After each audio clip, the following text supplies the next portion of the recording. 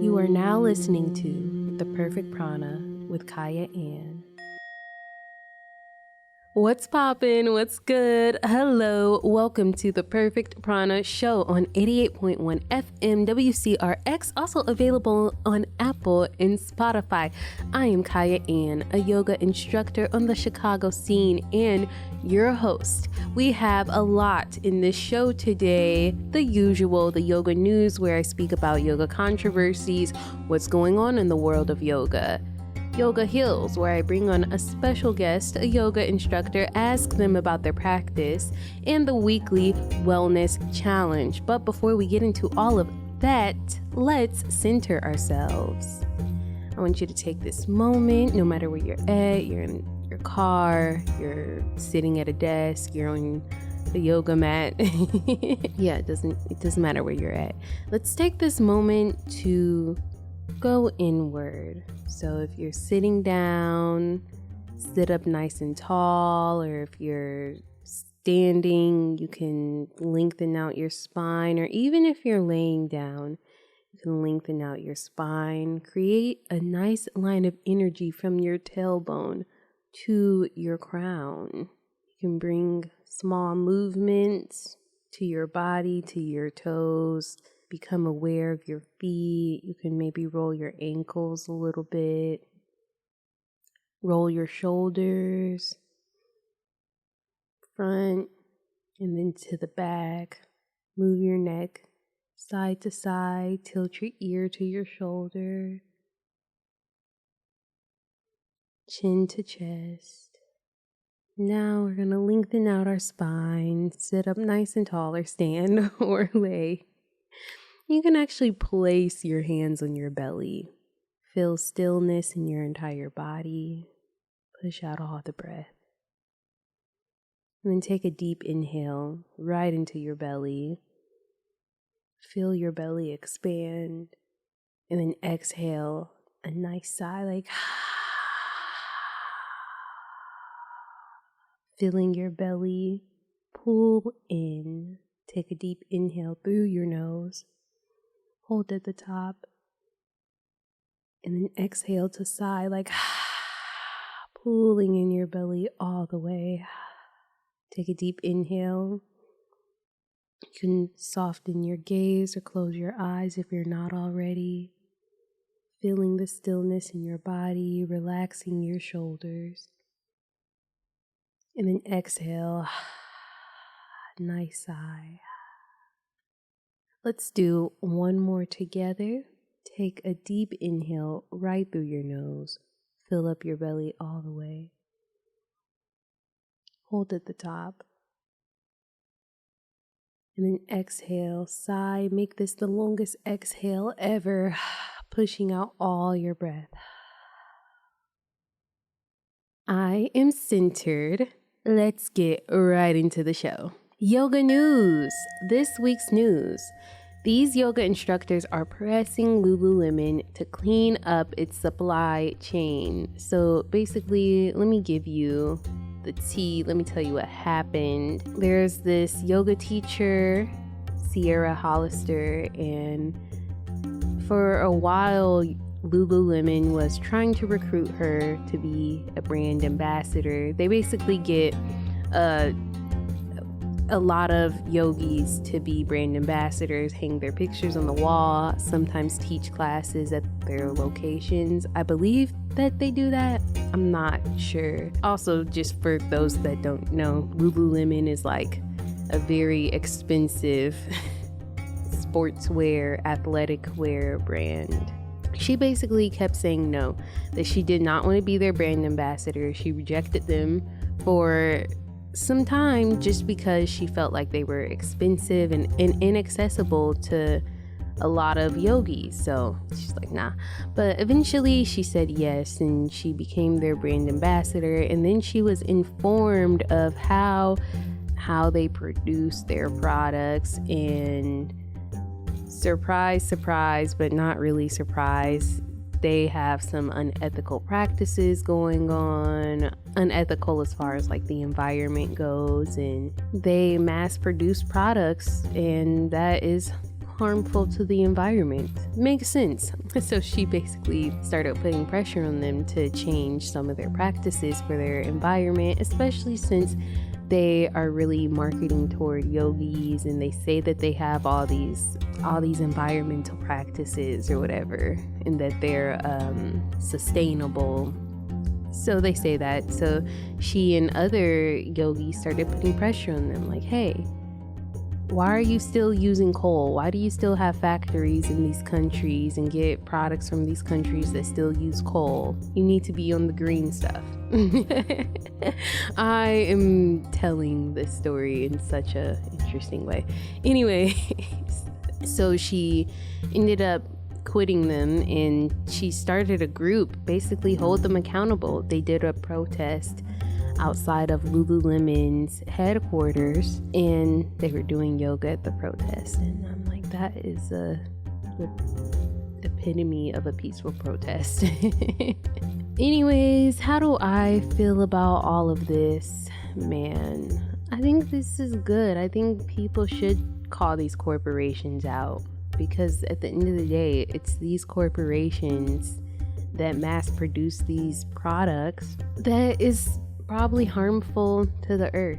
I am an advocate for thrifting. I mean, it's cheaper, and then sometimes I also feel like there's so many clothes in this world. Like, we could keep recycling clothes for a long time with how many clothes that they are.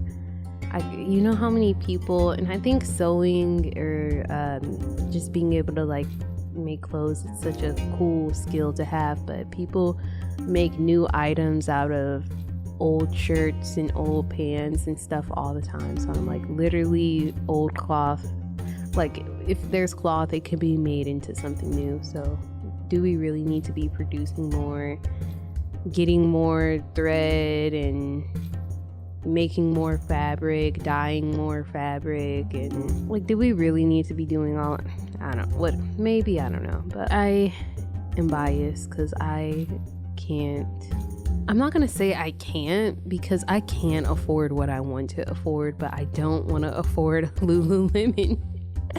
At this point in my life, it's not in the budget. So I have seen some of their stuff and it is cute, but man, it is pricey. But some people say it's really worth it. So, you know, Lululemon, they could go sustainable fashion all the way. And they said that they made some of their facilities into a sustainable factory or whatever. But of course, they can, but they're not going to go fully sustainable, just because that would cut into profits. Basically, either they would have to make their clothes more expensive, which their clothes are already expensive, or they would just lose profits. You know, it's a corporation at the end of the day. Companies, so many big companies make decisions that are unethical or messed up just so they can mass produce and sell a lot. And that's the reality of the situation. And on one hand, it's like, oh my gosh, I hate that. But then on the other hand, me and everybody else I know, most people enjoy the conveniences that this mass production brings. Even though it is hurtful to the earth, I think the best thing that we can do is to shop local. And then for clothes is to just thrift. There's already enough clothes here on this planet, so yeah, that's like on the individual level, I feel like that's the best that we can do. But I'm not somebody that studies fashion and environment too much, so I can't give you too much of an opinion on that. But that is that for the yoga news. Also, for the yoga news, this is not, I guess, technically related, but I'm gonna make it relate somehow to yoga. Maybe not, I don't know. Anyways, I learned this in class the other day, and it sparked my interest. We're entering the Lunar New Year of 2024 on February 10th, Saturday, the day that this airs. And this year It is the year of the dragon. That is the zodiac, the Chinese zodiac for this year, which is like the 5th Chinese zodiac. And to be more specific, it is the wood dragon this year. So the element is wood. It's the wood dragon. Everybody born in February 10th, and then I guess for like the rest of 2024 and will be a dragon baby. That will be their zodiac sign. Here's what Chinese people believe about this year, because it is the year of the dragon. Dragons are associated with strength and luck, so they say there will be a lot of that this year. Dragons also represent great leadership. My Chinese zodiac is a horse. Everybody should look up their own Chinese zodiac because it's just interesting. But what's in store for me this year? Says horses will likely have more chances to hit the road than they did last year.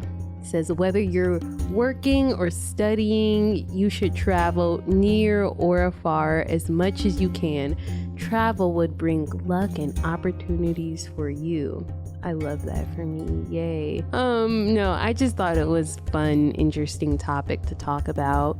And I guess how I'm gonna connect it to my show and just make it make sense is that I love learning about different cultures and studying different cultures. I'm not going to say that I'm hardcore believe in this. I don't know enough about it to like really be like, oh my gosh, this is like the guide to my life. And that's how I feel about zodiac and horoscopes in general, but I just thought it was an interesting topic, and you know, I felt like it was culturally diverse to talk about the Lunar New Year, right? So interesting, the year of the dragon. It's the only mythical creature among the 12 Chinese zodiac signs, so it should be a magical year. If anybody knows anything else about the Lunar New Year or the Chinese New Year, it's also known as, or the Year of the Dragon, feel free to DM me on Instagram at consistently Kyah, consistently spelled with a K, Kyah spelled Kyah, and school me, teach me. I'm definitely interested. This stuff goes deep. Anyways, on to my personal yoga journey. What's going on with me in yoga? How are we doing? Yes, I mentioned on my last show that I will be teaching the community class next week on February 17th at Yoga View on the North Elston location. So it's free. Please come visit me. And I'm excited. I've just been building my teaching experience and then also promoting this show. So yeah, if you want to come practice yoga with me and basically have a party, then yeah, feel free to come. If you're looking for something to do on a Saturday, that's still going on. Let's just get to the good part everybody's waiting for. Yoga Heals. This week's guest, Eileen Aurora. Eileen is a yoga teacher at Yoga View, whom she did her training with. Yes, so she trained with Yoga View in 2011, and she's been teaching and practicing with Yoga View ever since. She teaches a challenging, fun, flowy vinyasa class, and she pulls from a lot of different styles of yoga, focusing on alignment and technique. She's all about intention and breath. She teaches 4 times a week at Yoga View North Elston location. So yeah, if you want to check out one of her classes, I'll be linking her in the show notes. And let's just get on with the interview. Thank you, Eileen, so much for coming on and being flexible. How are you doing today? You know, I'm okay. The sun is out, so it's good. I guess the main question that I come on here to ask all my guests is why or when did you start practicing yoga, and why do you still practice yoga today? Oh, that's a big one. Well, So my mom took me to like my first yoga class when I was maybe 13, 12 or 13. I loved it. Like I loved it so much. I felt like I could process things like in a way that made sense to me in a container, you know? I didn't know how to say that like at that point because I was so young, you know, and my mom, my poor mom, she was like a single mom. She was like, oh, like my daughter is so anxious. Like, what do I do? You know, I don't know. I just felt home. Yeah. I continued from 13, 12, 13 onward. Not like super seriously, but like maybe when I was 18, a little bit, 16, 17, 18, somewhere around then. Yeah, I got really serious about it. This is going to sound cheesy, but like yoga saved my life. Like it really, really, really, really, really, really, really did. Like before that, I was really doing everything I could to be out of my body. I was like, you know, like life is so hard. Like I really just want to do everything I can to like not have to feel things. And then yoga was like, oh, wait a second. Like feel that, but not for too long, you know, just like take your time, get into it, you know, do it at your own speed, do it at a pace that feels real for you. So that's probably why I've stuck with it. I don't know. It's created, a community for me. And I don't think it has to be yoga. It can be anything for anybody, but for me, it's yoga. I love it. I love it. Even when I don't. That was such a good point that you just brought up that it kind of helped you to feel more in your body and at points in your life. You were doing everything to be out of your body and to not feel things. And I too appreciate yoga and movement in general for just putting me in my body and kind of Yeah. and just experiencing it, welcoming it, accepting it. Like, this is just how I feel right now, not trying to like run away from my feelings. And I'm sure Oh, like, I will still try to run away. I like, I will still do that. But it's like, it's a journey though. It's a journey. yeah. One of my other past guests, you know, she said sometimes it's not safe to be in your body. Like, Girl. so Yes. so it depends. Oh, but oh, at our own that's speed. that's rich at our own speed, you know, and you can choose. It's kind of like choose your own adventure kind of thing. Yeah, you choose, you know, you can go into Warrior 2 real quick or real slow. You can be poetic about it or you can be real like stoic about it. It gives you agency. And I love that. Like I love it. What I wanted to ask you about next is kind of like just some of your, I guess, like, what's your biggest philosophy in life? Something that you carry with you or try to keep at the forefront of your mind. Girl, that's a big question. I mean, the first thing that comes to me is authenticity. Wait, and then before you continue, you can also add how yoga has shaped this philosophy that you have. So there's different ways that you can go about answering this question. So, okay. So authenticity. Okay. Okay. I did teacher training twice. So I dropped out like midway through my first session. Because I was like, what the fuck am I doing? You know what I mean? Like, I was like, I'm this really privileged person who's going to like have a platform to like try to help other people get in their bodies. And what I'm actually doing is trying to get out of my body. But I think I'm getting in my body because I'm quote unquote practicing yoga, but I wasn't, you know, I only became privy to it because we were forced to sit in meditation during training and I couldn't do it. Like we were in a group, we were in a circle and I couldn't do it. And so I dropped out. I said, this is not who I want to be. Like I thought I was healthy and I'm not.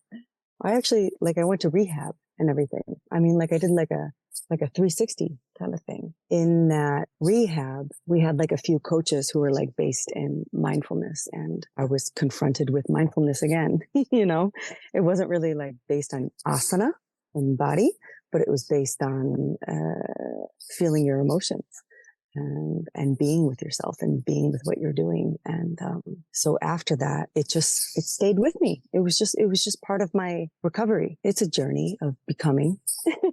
it's a journey of like, I don't know, authenticity is like, it's such a big word, right? Like, it's like, I also think of justice. I think of being a white woman with a platform and like what that entails and like, why am I doing this? Do I really need this platform? It's not about that, you know, it's about, it's personal. And if you can share a little bit with somebody, like, fine, you know, but it's not like, I'm this person and I need to shine my light, you know, because I've got all this wisdom. It's just like, it's personal, you know, like this shit saved my life. Like this stuff, it could be anything. It could be like taekwondo or running or whatever it is. But for me, it was yoga. Like that's just what it was. I don't think it's, I mean, it is deep. It's super deep. It's super personal, but it's also at the end of the day, it's not that deep. You know, it's like somebody can feel this way about jogging or boxing or whatever. Like whatever it is for you that is making you feel more like yourself, that's making you show up in the world to be just like not a piece of shit, you know, like just a little bit better. Life is hard. Like I really don't think yoga is the antidote. Like I don't think yoga is the answer. It's like, I think whatever it is for you that resonates, it could be anything as long as you're with it. That is so, I mean, an interesting perspective, even. And I'm open to it and I'll allow it, even though it's like, oh, this is a yoga podcast and I talk up yoga a whole bunch. But no, you're really very much correct that it can be anything. I feel the same way as well. Just I kind of group yoga in with all movement at this point because I'm like, it all gives me the same feeling. You know, I get a similar feeling from running or going to the gym or doing an intense yoga flow. And I'll just say like the asana, not, you know, yoga, because it's like asana or the movement, it is the yoga. And I know that the yoga is not just the movement. So, but at the end of the day, I still get the same feeling from all the movement. So it like whatever gives you that feeling, that dopamine, that serotonin, those chemical releases that feel good, the endorphins, whatever gives you that, then you should tap into that as long as it's not harmful for yourself. So Yeah. But Yeah, girl. if you were giving advice to someone or even to your past self where they're faced with this whole meditation concept like in a teacher training and it's really difficult for them to get through these meditations, like what would be the advice you would give them to practice mindfulness? If I think about it in that sense, like where I was, if I was giving myself advice, I wasn't at a place where I could sit and just be with myself and like observe, you know, even if it was difficult, like I couldn't do it. I couldn't do it. So I think like at that point, the advice is, and I think what happened was recognition, you know, and then action, make a change, do something that's not popular. Don't become the yoga teacher, drop out, lose your money, go to the hospital, you know? So I think that's mindfulness. Like, I don't, you know, I think that is mindfulness because you're always where you are, you know? And like, if you can meet yourself where you are, even if like it's not cool or cute or whatever, like if you could still do that, like you're winning. Like you're winning. You've already won. Even if like it's the worst, like you're winning. I'm proud of that person. And I think the advice I would give to somebody who's going through anything is to like just try to be with what is. Try. And even if you resist it for a really long time, it's fine. But like catch those little glimpses of what really is, you know? Because that's juicy, you know, that's your avenue to, heal. I like that you said though, you know, first it was recognition and that's just a reminder, like the first step is awareness always. It's just to become aware of the circumstances and the situation. And I think hopefully eventually for everybody, including myself, once we become aware of whatever the issue is that we'll change it. We'll get dissatisfied with it enough to be like, okay, we're gonna do something different or try something new or switch it up. Like Yeah, I mean, if it's draining your energy, it's not serving you, like, and you're feeling that, you're like, what am I doing? You know? Yeah, Yeah. I feel you, girl. So I guess in a place of like, you gotta trust that you'll stop in enough time. Mm, If you feel like something is draining you, that you'll change it in enough time, and just trusting that I'm trying to be very trustworthy with some things in my life right now. Like, hopefully, I change this mm, or break this habit because I know it's problematic. So, mm. but it's like old habits die hard, right? Yeah, girl. Yeah, girl. And also, like, you know, I mean, I was just talking with a friend the other day, and I was like, you know, because I'm a single mom, and I'll be with my son for like 5 days, you know, and it's beautiful and it's joyous, but it's also really, really, really hard. And then when I'm not with him, like I have days to myself, and I'm like, what do I do? Like, how do I, how do I fill this time? Do I date? And like what I really, really, really love to do is to go dancing. And so I do. So I was talking to my friend who's also a single mom, and I was like, feel like what I do at the end of the day when I don't have my son is I go to the opposite spectrum, and I'm just like crazy or whatever. And I think like, it's okay. Like, it's okay. Like you were talking about coping mechanisms and like like old habits die hard. I don't know. Like I don't feel guilty about my indulgences. Like, and I don't think that makes me less yogic. Yeah, I'll stay out late. I'll have too many drinks. I'll have a hangover. And I still don't think that makes me less yogic. Like, I really, truly don't. I really rebel against the idea that the yoga teacher is, or the yoga practitioner is perfect or whatever. I think that that's like, you know, ahimsa. I think it's the opposite of ahimsa. I think it's like super dangerous. I don't know. Like when I first started yoga, like getting into yoga and getting into the culture, like I was confused. I was like, what is this? Like I didn't have the right pants. Like I couldn't afford them. Like I don't know. I just like, I felt awkward, and I'm an introvert. So like I would sit in the back of the class, and I just felt awkward. Like I didn't really feel like I belonged, but I also, when I was in it, knew like that's where I was supposed to be. And so my relationship towards yoga has evolved, not where it's like, oh my God, I'm at the pinnacle. You know, it's like, it's peaks and valleys. You know what I mean? Yeah. I mean, like I've tried really hard to be super disciplined, do Ashtanga every day, you know, and like make progress there. And like that wasn't working for me. And then like, I don't really love dancey vinyasa. Like I don't like flowery language. Particular. I think it's cool. We like let the practice evolve with you, but like you got to stay disciplined. Because if you're not going to like, if you're going to be just like floaty boaty about it, like, oh, you know, I might practice today. You know, I got cramps. Like I feel bloated, whatever. Like I'll do that. I definitely will. But like,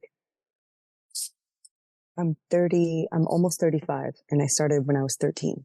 And you know, you cultivate that and you keep it going. Like just like musicians do, or people on the radio, like you keep it going, you know, like just like breathing, just like prana. You keep going just by doing. It doesn't have to be fancy. It doesn't have to be dogmatic. If it's in your mind, if it's in your heart, like you're doing it, you know, and it, like you said, it's not just asana.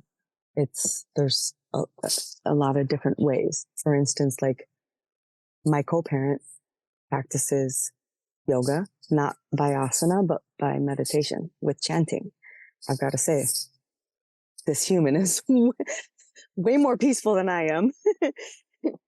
But it's okay. You know, we got to be with ourselves.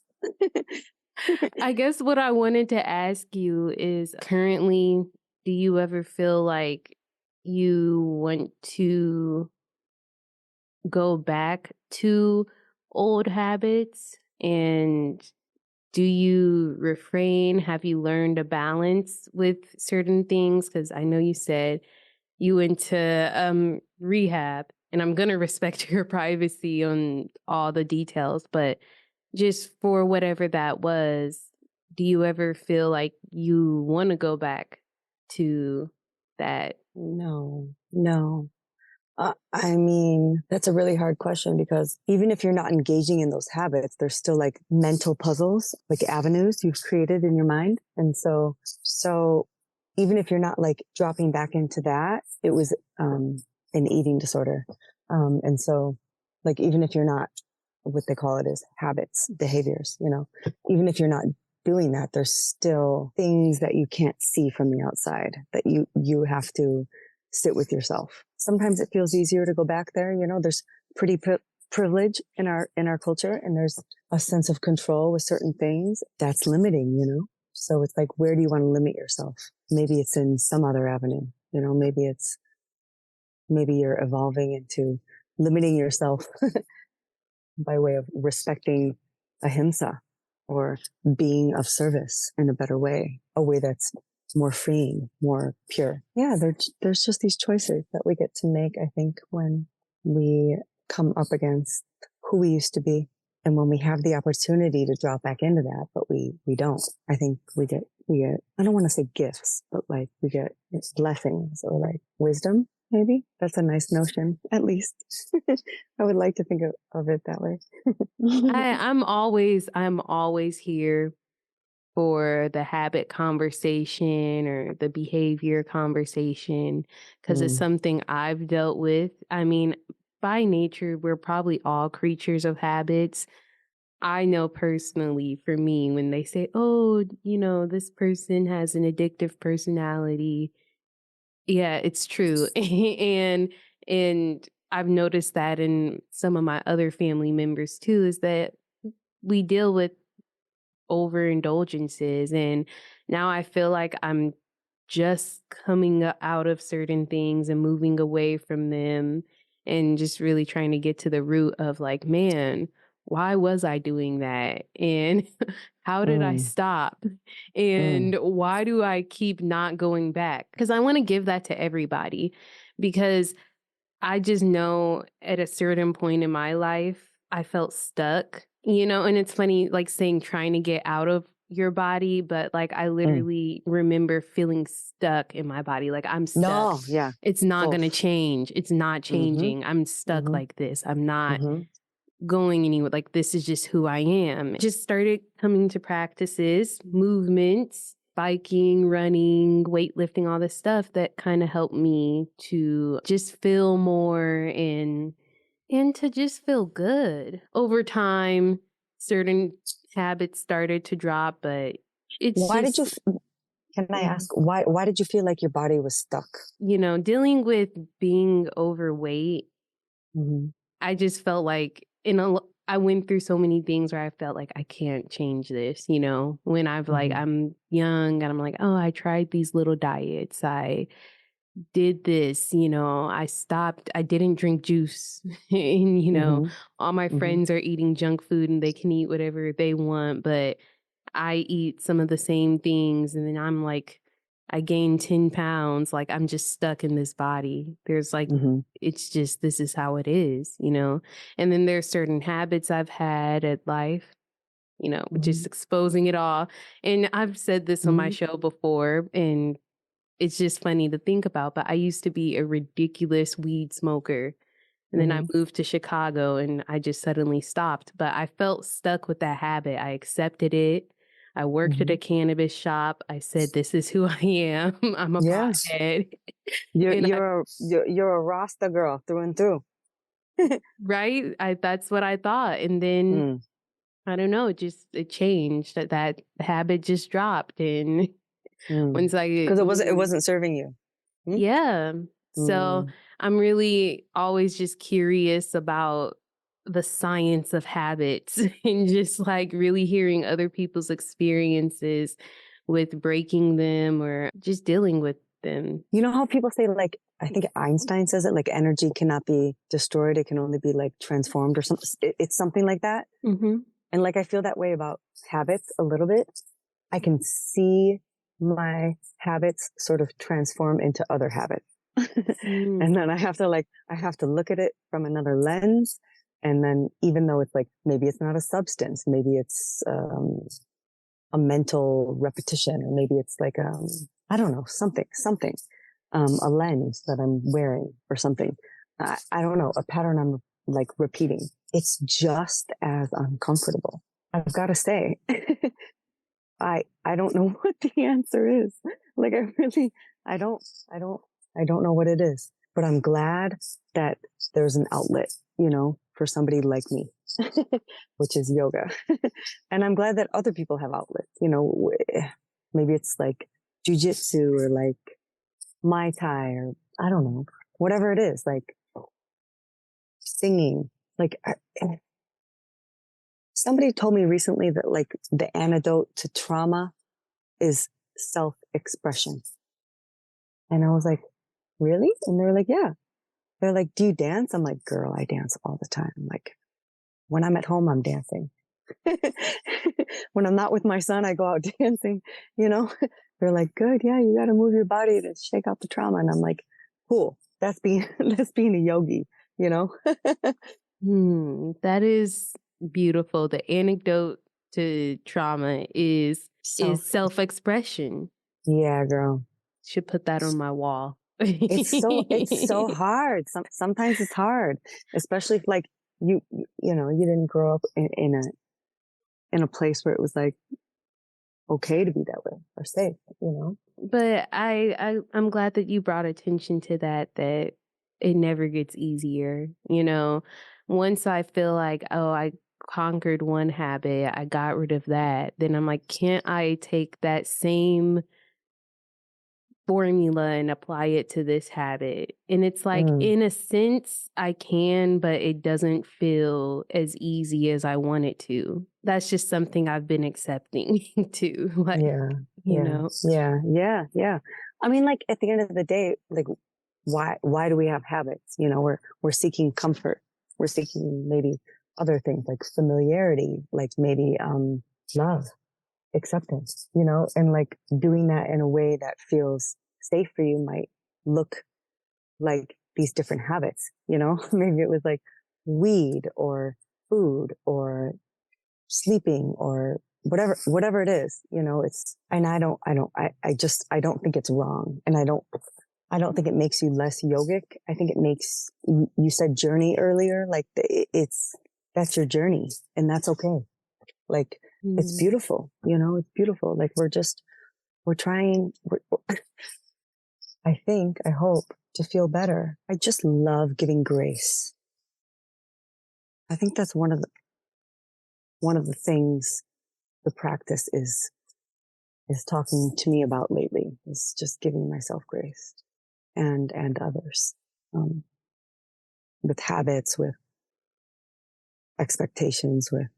Next, and honestly, the last question I was going to ask you was, what's something that you're working on within your personal practice? Just doing it. Because it's hard. Sometimes it's really, really hard. Like my son wakes up at like 6 a.m. and then it's just like a battle, it's like, I need breakfast. I need to go pee. I need to go poo. I need you to wipe my butt.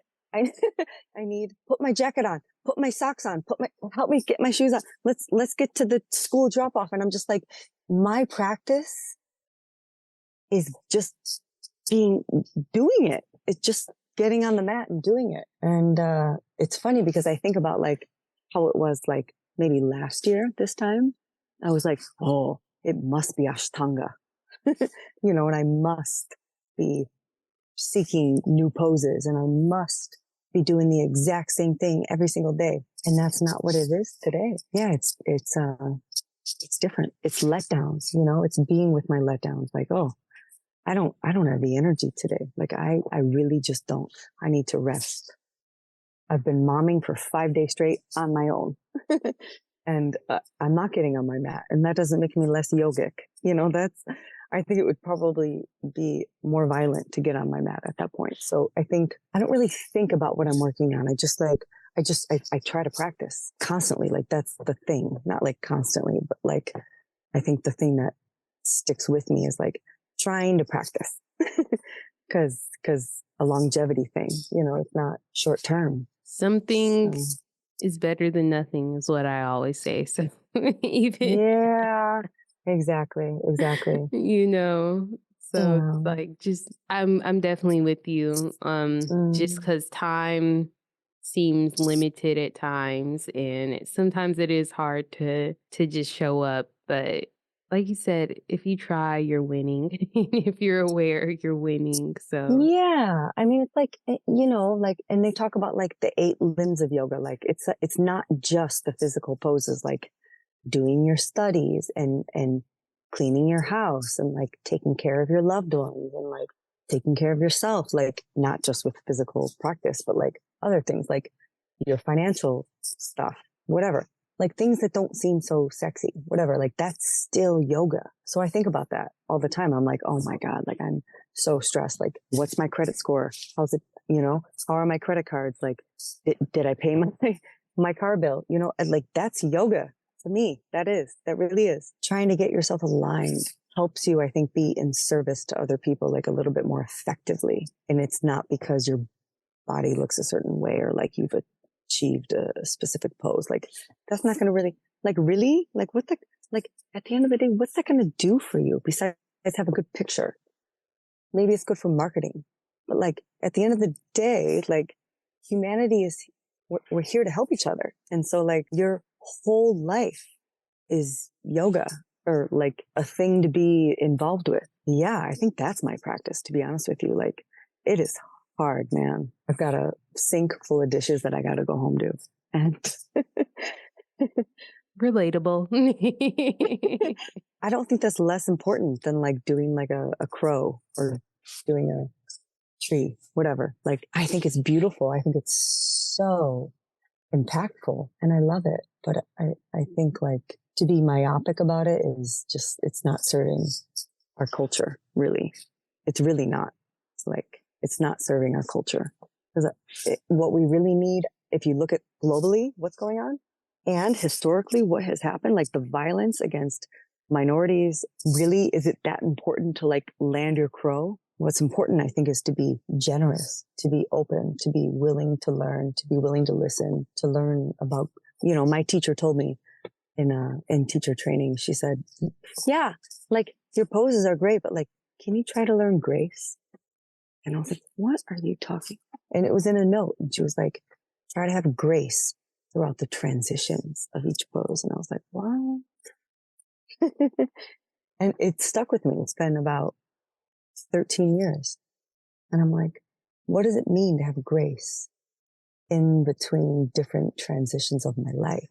A lot of it, I think, is forgiveness. A lot of it, I think, is silence, solitude, not so much the physical practice, even though I would like it to be. Like, I wish so bad it was like doing your yoga poses at the, you'll reach enlightenment. It's super easy. I don't, it's an avenue, you know, it's a nice thing to do. That's where I'm at with my practice. From my understanding of philosophy, there's a path to yoga, and I understand that there's a pathway to yoga, and then like enlightenment is at the end, or it's at the top, or however you want to look at this pathway, and you go through these steps to get to enlightenment, to yoga, to unite, right? Do you ever feel like you reach enlightenment and then you're like sent back on the path, or like you go through the steps again? Or when I was a kid, I used to faint all the time, like all the time. I fainted all the time. And I was like, why do I faint all the time? You know what I mean?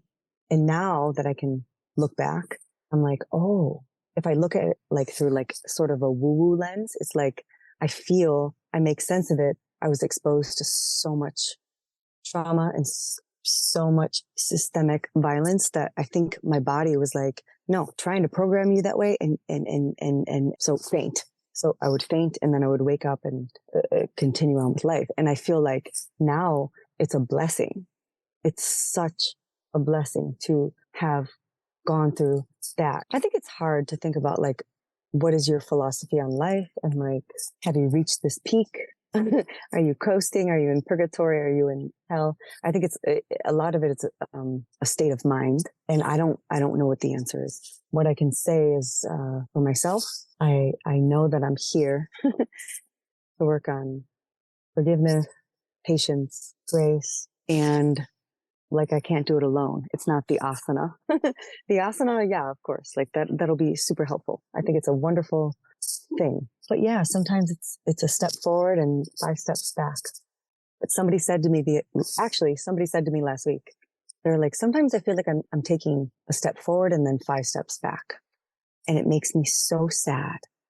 And then they said, but because I've taken those steps forward and then taking these leaps back, like, even though it's sad, the steps forward are like less hard than they used to be. And I was like, wow, that's huge, like that's beautiful. For instance, also, like my grandpa died 2 months ago, my mom's dad. And it was the first person that has gone beyond physical life here. And I think about the conversations that I had with him, and he would say, he's funny. He's like, no news is good news. Like I feel like he was because he was of service his whole life. Like my grandpa, he didn't get past education past 2nd grade. So he quit school when he was 8 years old. He started working. He's been working ever since, wherever he is. So he's been of service, like when I would talk to him, I could feel that he was like, oh, don't burden me with anything else. Like, please let me rest, please let me rest. There were people in particular that I know he felt a duty to. He never practiced yoga in like the cute cultural sense, but that man was a really strong teacher. And I love that. I love that so much. I love that we can be these teachers without being like, oh, I'm wearing my yoga pants and I'm in front of the class. La, la, la, la. I love humility, What was your question? The original question was enlightenment. Just have you ever felt like you reached enlightenment and then you like, oh yes. Okay. No, I don't. I think, no, I don't. Absolutely not. My journey, it's healing sounds like silly, but like that's what it is. And so like, it's not like I'm not grasping for enlightenment. I am living my life. I'm just living my life, and it's reliving hell at some point, and then also being like, okay, and like, seeing it.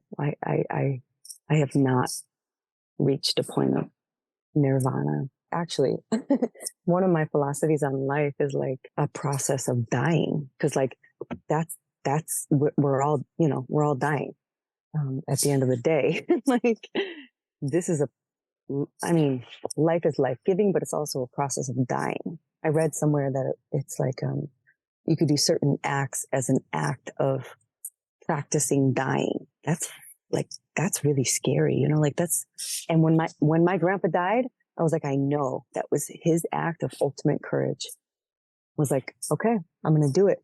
I'm giving my physical body up. I'm giving all my suffering up. Like I'm giving the stories up. I'm giving my attachments up. Like I think death is maybe enlightenment. I don't know, but I'm not trying to seek some sort of transcendence out of, who I am. Like being who I am, that's enough. That's enough. But I used to think differently. I used to think like, oh, there is a place, there, and yeah, like we reach those kind of, states, where it's like real peaceful, real Zen, real, they say like higher vibrational and whatever, but, not in our culture. You know what I mean? Like not where it's like, you're so high vibrational. You did real, like go back to authenticity. Like what does that feel like for you? Peace is like relative, like if you grew up with like crazy trauma or no trauma, like peace is going to feel a bit, different for everybody. And so I don't really mess with the word enlightenment. I just think it's really important to be, and a shaman said this to me once. They said, you don't like to leave the earth, like you don't, you don't want to go to other dimensions. Like, it's true. Like, I really don't. Like, that's beautiful, but like, I'm here in this body with these bones and with the skin and with my car and my home and my animal. And like, that's my sadhana. Like, that's my everyday. And that's what's important to me. It's 11:11. Make a wish. My bad. It's my favorite thing in the world. I can't help myself. I just wished. have No, to. neither can I. Neither can I. But no, I'm sorry to interrupt with. No, you're not. I'm done. Thank you. That was no, perfect. but I'm I'm constantly always just thinking about that. I'm like that too. Oh my gosh. No, I swear to God, I'll be texting with somebody. We'll be talking about like, like I'll be with like my co-parent. Like, does Neil have socks and underwear or whatever? And then I'm like, wait, 11:11. Right. It's the superstition why I feel that it's mandatory to make a wish. It might be my OCD. I don't know. But I just wanted to say thank you for sharing interesting perspective. Honestly, I'm constantly, as I'm learning about yoga and like relearning about things, just constantly in understanding that people teach yoga philosophy as, or even they teach Buddhism kind of very similarly. Like, here's these 8 steps, you follow these steps, and then you reach enlightenment at the end. Like, once all of these things are in order, here you are at enlightenment. And I've kind of been thinking about this lately. Like, at what point do I allow myself to be enlightened, in air quotes, whatever that means? I guess it could be synonymous for peace, or it's relative, right? Some people might think, oh, out of this world, I'm transcending. So I'm like, that's interesting perspective. So, but at what point do we allow ourselves to be like, okay, I'm enlightened? Like, if you had a day, let's say you did your yoga practice, you read a little bit, so you studied and you cleaned your house, you didn't steal, you didn't overindulge today, you didn't do, you know what I'm saying? You followed all these steps, you meditated, you whatever. Then like, at what point are you like, I'm enlightened? Like, when are we allowed to own that? Do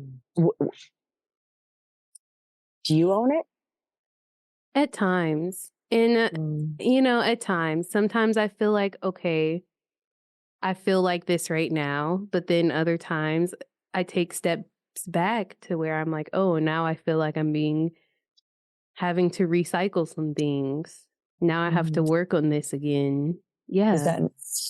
Is that a lack of enlightenment? Like, isn't that awareness like enlightenment itself?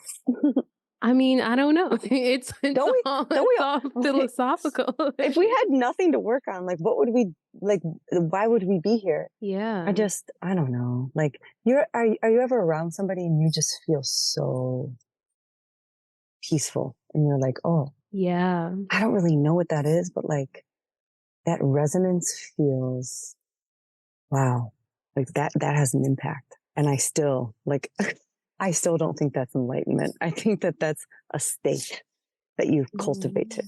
And I think there's ways, by way of mantra or breath work or whatever, but and if you can elongate that state, I think that's so beautiful. And maybe that's what enlightenment is for some people. For instance, like my co-parent, who was my ex-husband, started journaling and meditating toward the end of our like decade relationship, and now meditates, I think, twice a day, and teaches it when I'm around him. And I've been around him for a decade. Like, he feels different, and I know I feel different. We both feel different. And it's like, yeah, these practices have an influence on our state, on our nervous system, on our psychology, on our neurological pathways. And that's important, so that, in my opinion, we can be more of service, like be more helpful to people. I don't think that transcending. I don't think the goal is to transcend this physical body, or I believe when you look somebody like in the eyes, it's like it's a little bit more love there, a little less hard.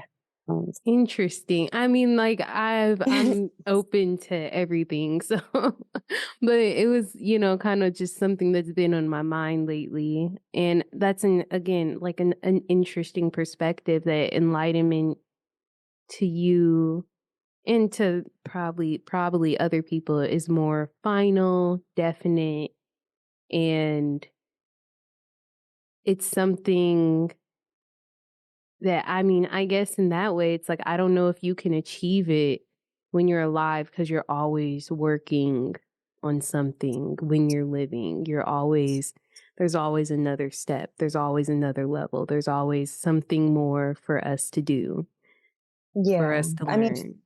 for me, there is. I mean, I don't, that's been my experience, and I'm limited.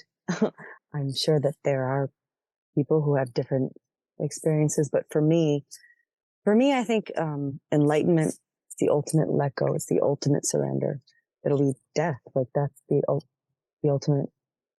That's enlightenment to me. Is you're death, and that doesn't like negate the things you do now. Like it's we have these practice. To me, like I have these practices that I do to help myself like be less in my own way, so that I can be a little bit more helpful. In some sense, I guess like that's living in enlightenment. I think it's not some state you would like achieve that's like stagnant and like, oh, I'm here, I can sit down.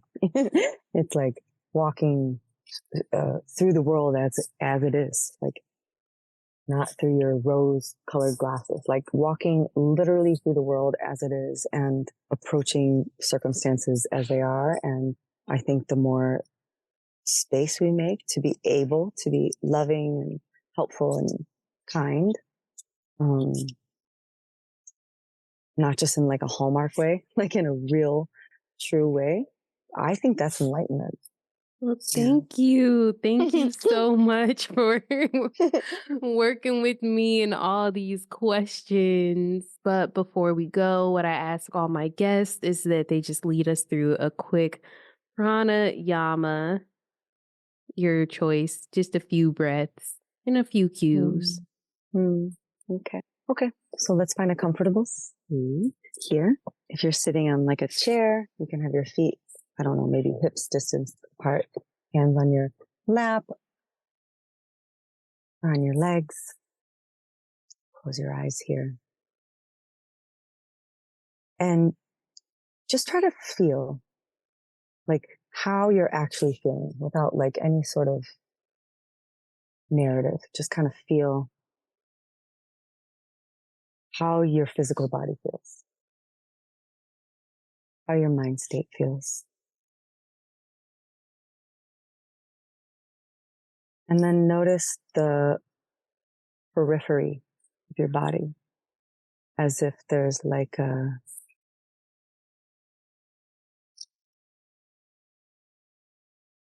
outline like around your body, maybe in marker or chalk or something, and try to just kind of see that and soften a little. Maybe with your next exhale, you can notice your sit bones get a little heavier, your fingertips a little bit softer, your eyes a little heavy. Let's try 3 breaths together, just in and out through the nose. No adjustment, just kind of feeling it as it is, right? 1. And staying soft here. 2.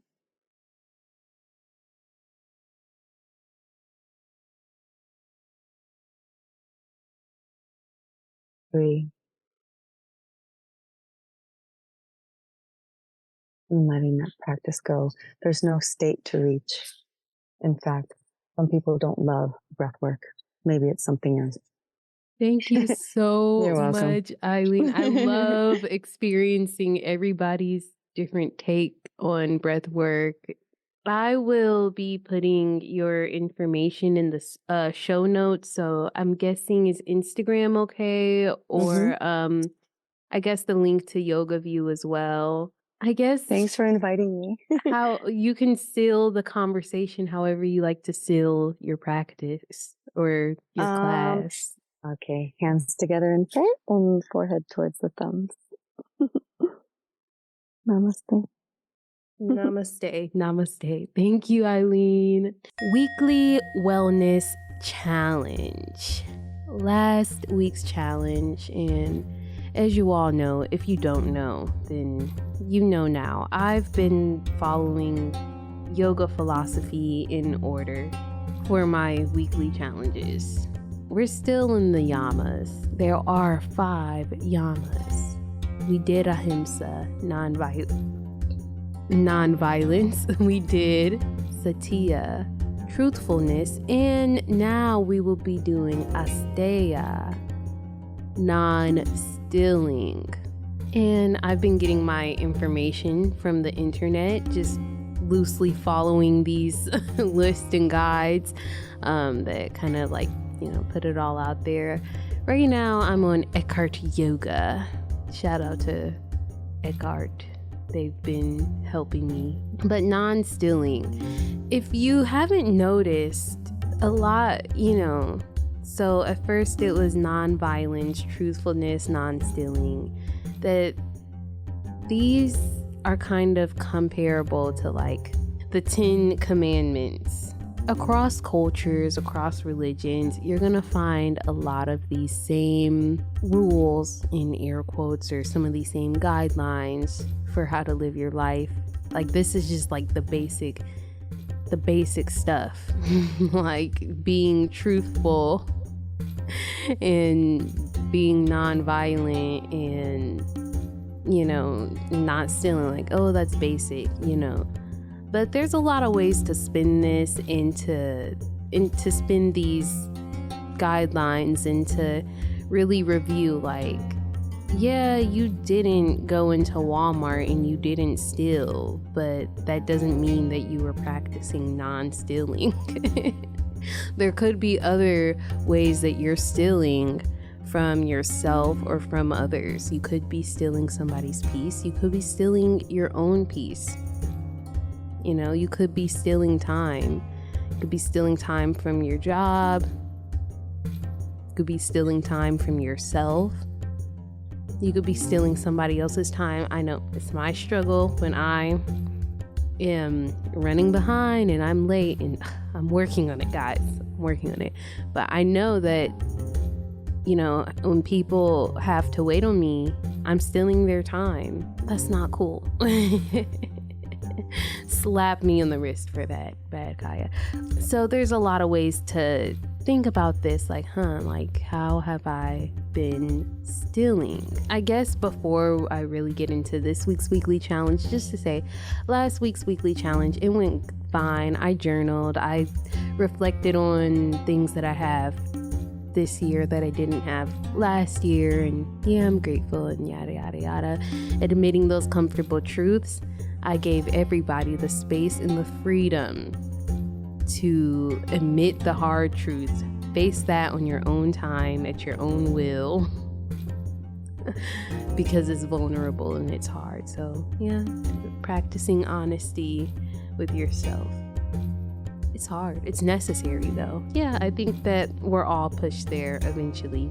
Back to Asteya, non-stealing. What I find interesting is on this website, the quote that she has really big, or I don't know if it's a she that wrote this, but the quote that's really big is, "The need to steal essentially arises because of a lack of faith in ourselves to be able to create what we need by ourselves." And I just remember my dad basically saying this to me when I was in my younger years, experimenting with thievery.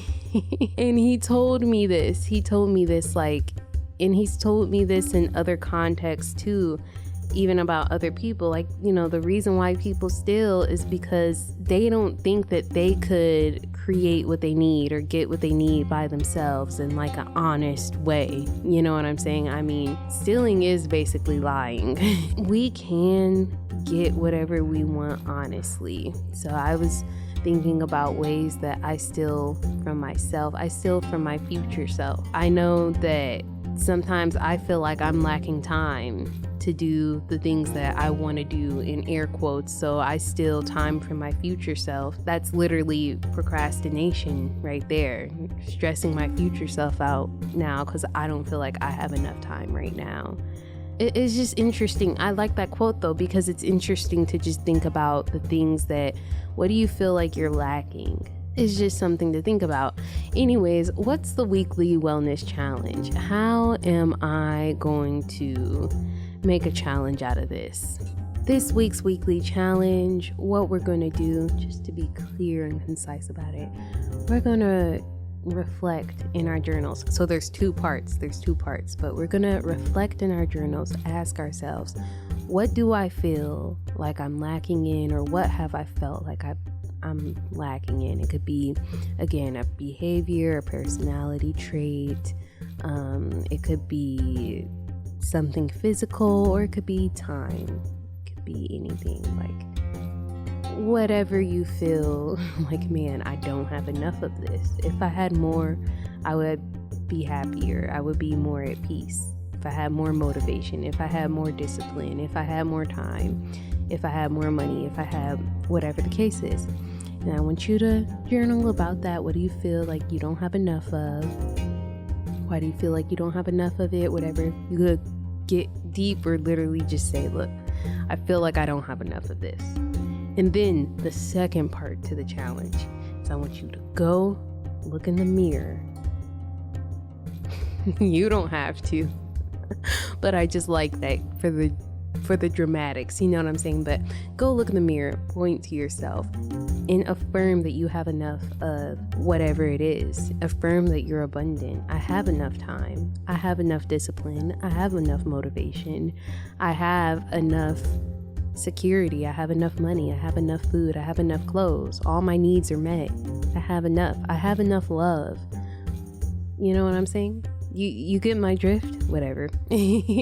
Before I go, I wanted to end with a quote, and I just got this off Google, and just a little short quote related to the weekly wellness challenge, of course, just feeding into the fact that, look, the root of stealing is just lack, feeling like you don't have enough of something. So now that we understand that, the quote for this week is, stealing is a choice, not a necessity. And I don't even know who said that, and it honestly almost sounds like a political take. But making the choice to not steal is telling yourself that, one, you have enough, or two, that you're capable of creating enough. And it is just that simple. I think though, like, when we learn to not steal, whether that be time or control or love or whatever, like, we learn to not steal things, objects, or physical or non-physical objects or whatever, and we learn to cultivate that ourselves, that's beautiful, and that is powerful. That is empowering right there. You know, I could be so hungry and I could be at the store. I'm like, I have no money at all. And I'm at a crossroads. Like, I could steal this thing of oatmeal and feed myself for a week, or I can have faith in myself that I will create the opportunity for money, or I will be able to earn money somehow, or I'll be able to get money, get this oatmeal in an honest way. And I would probably feel better about myself if I did the latter, you know? But it's like, I know it's a bit of a controversy probably to say that, because, you know, people are like, well, people are impoverished, they have no choice but to steal. But they do have a choice. But I think though people stealing is just a sign of there is no hope, there is no faith.